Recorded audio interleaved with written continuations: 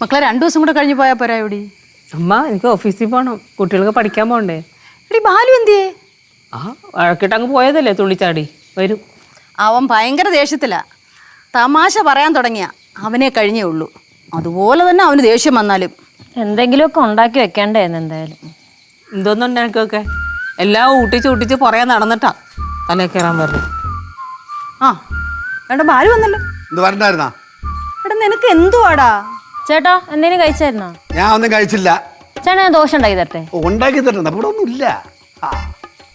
ദോശയുടെ അങ്ങനെയല്ലേ നേരത്തെ പോയത്, അപ്പോഴല്ലേ ചാടിത്തുള്ളി അങ്ങ് പോയത്.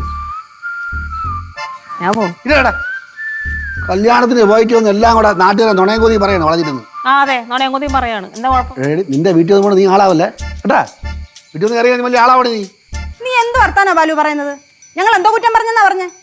മാമി മാമി പോ, മാമി അങ്ങോട്ടേക്ക് പോ, പോ. ചേട്ടാ ഞാൻ ദോശ ഉണ്ടാക്കി തരാം.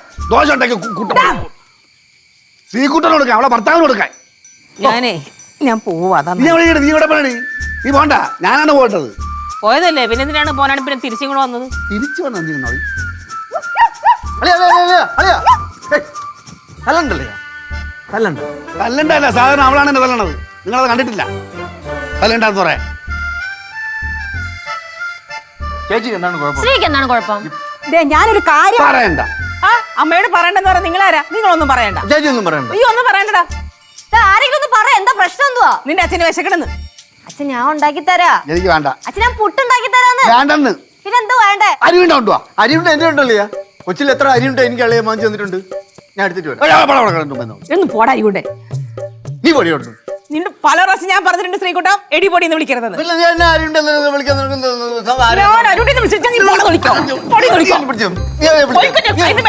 മാമ അടങ്ങിയിരി. അടങ്ങിയിരിക്കാന്ന് പറഞ്ഞാൽ ചുമ്മാ അരിയുണ്ട് വിളിക്കണം എന്തിനാണ്? നിങ്ങൾ പിള്ളേരെ പോലെ അടി കൊണ്ട് എന്തിനാണോ ഇനി?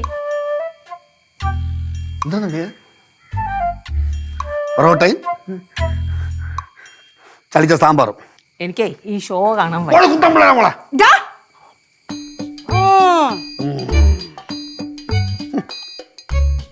മൊരിഞ്ഞ പൊറോട്ട ആണോ അച്ഛാ? ഞാൻ വിശന്ന്, നിങ്ങളെല്ലാം സദ്യ കഴിച്ചില്ലടാ. ഞാൻ വിശന്നിട്ടില്ലടാ ഇത് ഞാൻ വാങ്ങിച്ചത്. പിന്നെ എന്തിനാടാ ഇനി ഇടയ്ക്ക് കയറി വരണത്? കൊട്ടല്ലേ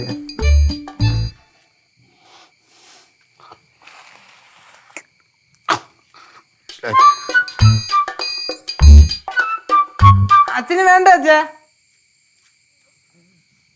ഭക്ഷണ സാധനമല്ലേ, വേസ്റ്റ് ആക്കണ്ട.